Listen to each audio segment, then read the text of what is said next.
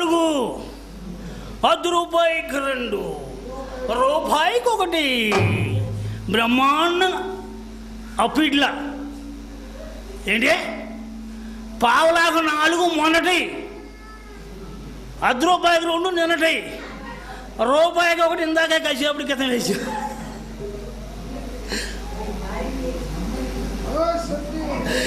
ఎవరైనా